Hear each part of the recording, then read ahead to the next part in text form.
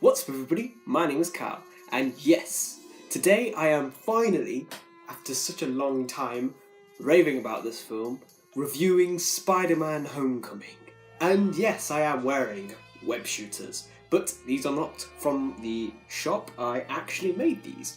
Benefits of being a product designer is that once you finish your course for the year, the workshops are free and you get to do what you want. So I wanted to try my stab at doing 3D printing, and I 3D printed some web shooters for a bit of fun and get some practice done.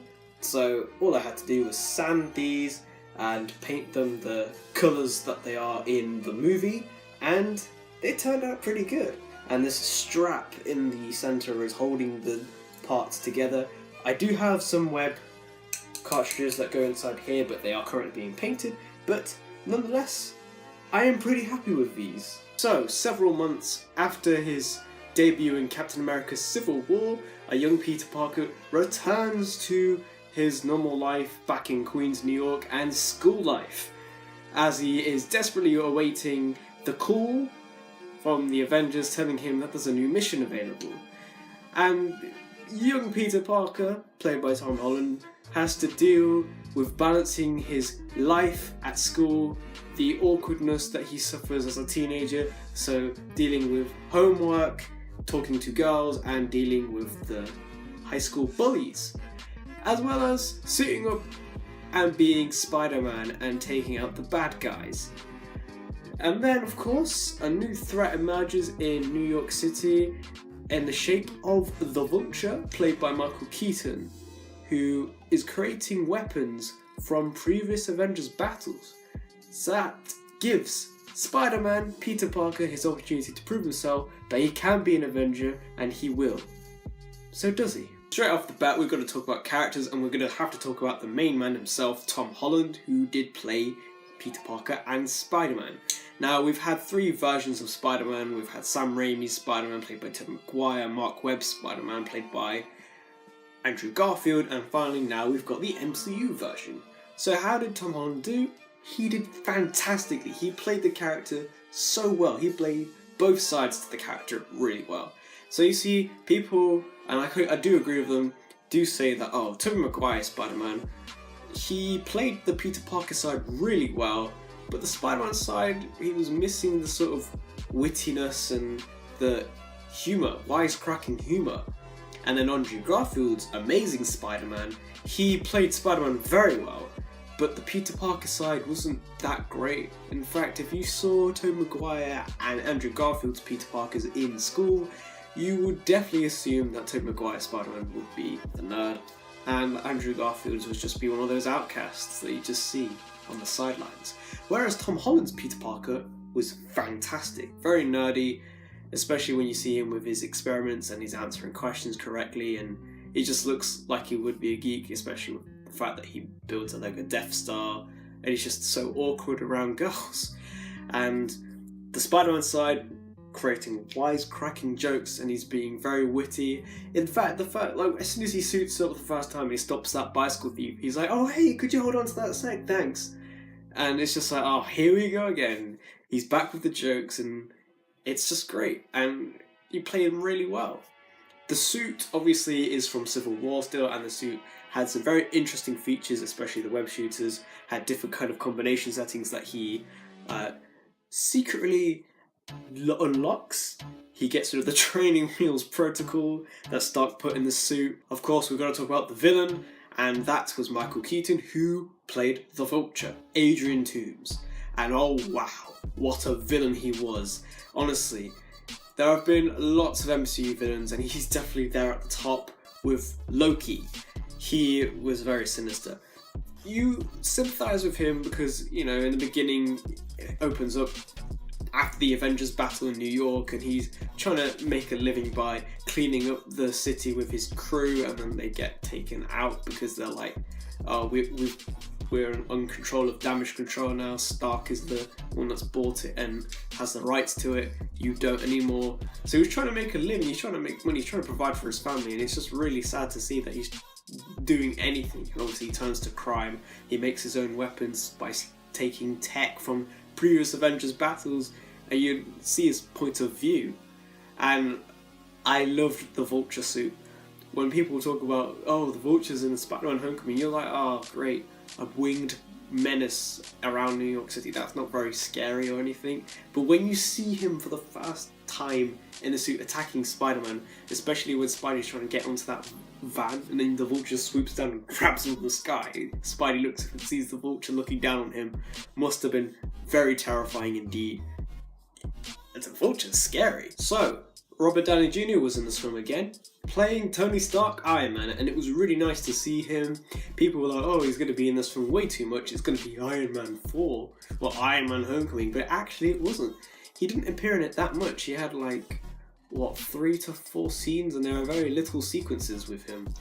And obviously he did have the limelight, but the character himself made sure that the limelight was on Peter. He always referred it back to Peter, which was good. And he was a very good mentor, of course, trying to teach Peter Parker a lesson, especially with that one line, if you're nothing without that suit, then you shouldn't have it, which was a really good line. And that actually stayed throughout the film, and obviously you see how that comes back later on, which is quite cool. The new Mark 47 suit, I believe that's what it's called. I think it's kind of an update from the Bleeding Edge armor from Captain America Civil War. That was a nice looking suit with the silver panels as well as the famous red and gold. And I liked how in the ferry sequence he had those kind of machine things that came with the suit that had those little projectile things that was helping bodge the ferry together after it had been split in half, which was really cool. Obviously, Robert Downey Jr. had really good lines in the movie and well acted, of course.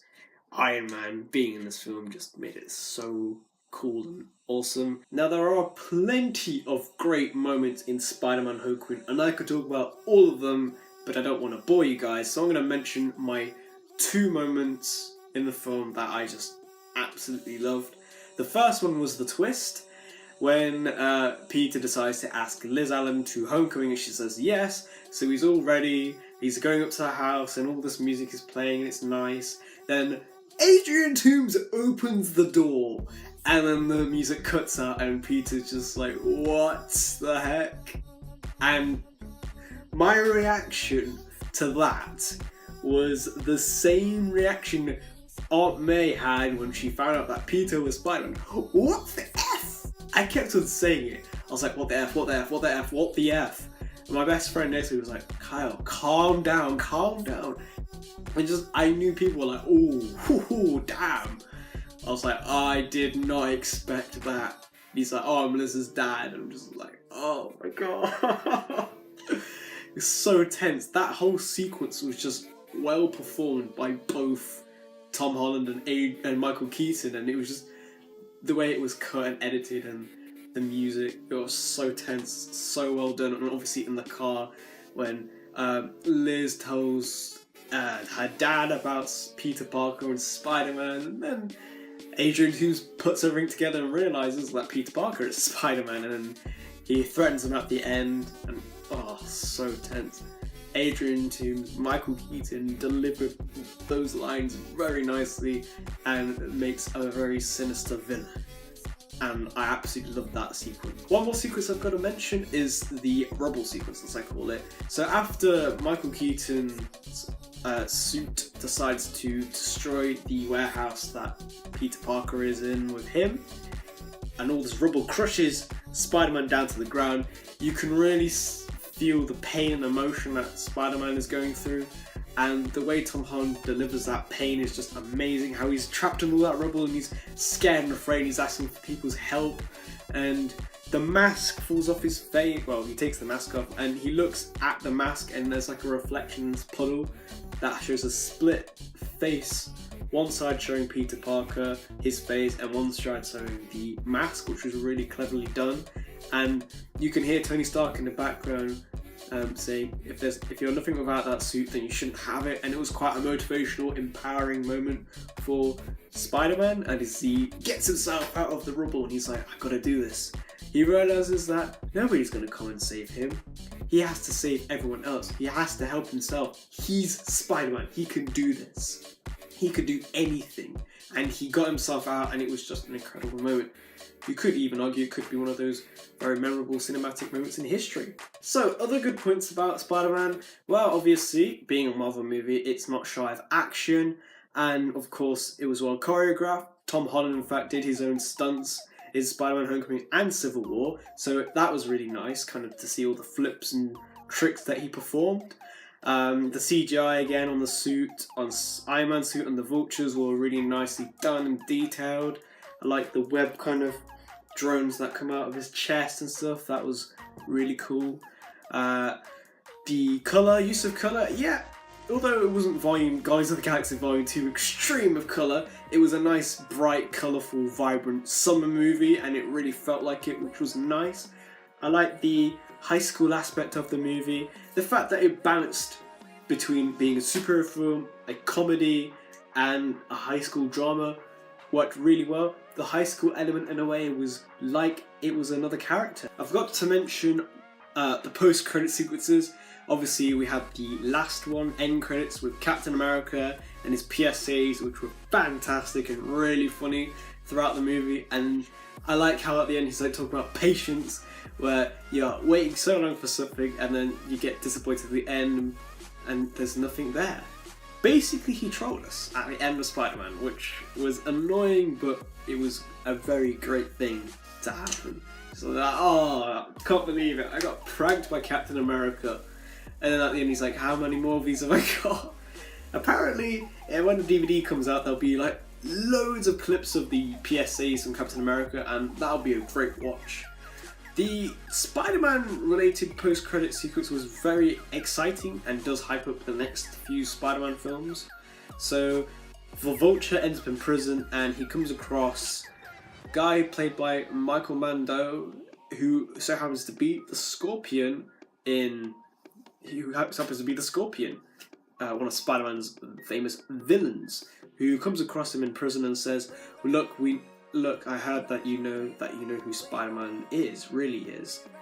I've got a couple of guys on the outside who really want to meet him and kill him. And I believe that was kind of a tease to Sinister Six. So, if you think about it now, there's 3 Sinister Six villains. You got Shocker, played by Bokeem Woodbine. You've got Vulture, Michael Keaton. You've got Michael Mando, who's going to play the Scorpion potentially. That means there are 3 more slots. And personally, I would like to see Mysterio turn up, because I've not seen him before, and I like the cosmic sort of side towards Mysterio, the interesting villain. And of course, Phase 4, when Spider-Man 2 comes out, Spider-Man Homecoming 2 comes out, Marvel did say that they were going to go quite cosmic, so it would only make sense if they put Mysterio in one of the Spider-Man films. Of course, it'd be nice to see Doc Ock again from Spider-Man 2, certainly, as that was a really good performance by Dr. Octopus in that film. And it would be a real good thing to see the Green Goblin return after so long, Norman Osborn's Green Goblin. And it'd be a really cool thing if the Green Goblin was the final villain for the final third